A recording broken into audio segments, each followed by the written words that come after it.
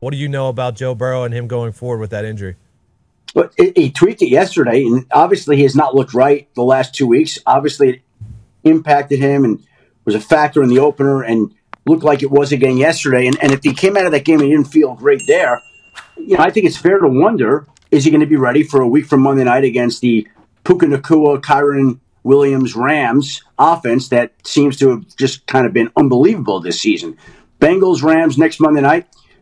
Let's see how the calf responds this week. It's not an ideal situation.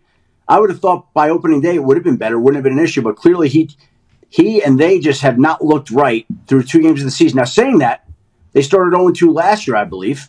And Joe Burrow was like, everybody relax, we're going to be fine. It might be time to utter a similar message this week.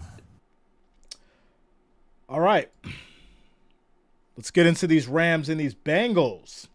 34.4% for the Rams, 65.3% for the Bengals. Rams are 1-1. Bengals are 0-2. They are playing at home. This is the second game for Monday night. This will be at 8:15. You've got Burrow, 304 yards, 41 of 72, 2 touchdowns, 1 interception. Stafford, 641 yards, 1 touchdown, 2 interceptions. Williams with 104 yards, 3 touchdowns. And then Mixon with 26 carries and 115 yards. Nakoa with 266 yards on 25 receptions. And then Higgins with 89 yards and 2 touchdowns. As far as the injury report, Rams, you have Joe Noteboom out. For the Bengals, Burrow, Chris Evans, Joseph Asai, Nick Scott, all questionable.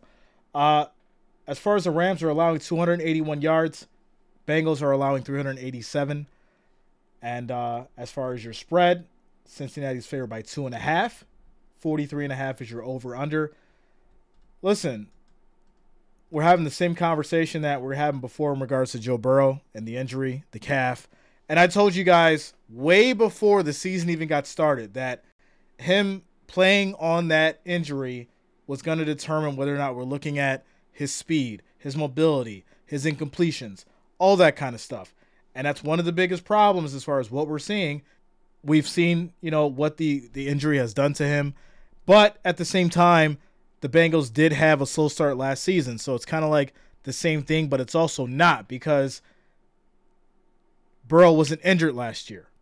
He was having an issue with his offensive line. So now we're seeing an injured Burrow trying to win. That's where the issues lie. And now you got the Rams, who surprisingly look better than what most people thought, even with Kupp being out. So, with that said, unfortunately, I do think that the Bengals will take another loss. And I'm going to have to go Rams.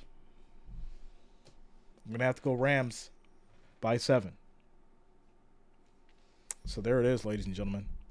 Rams by 7.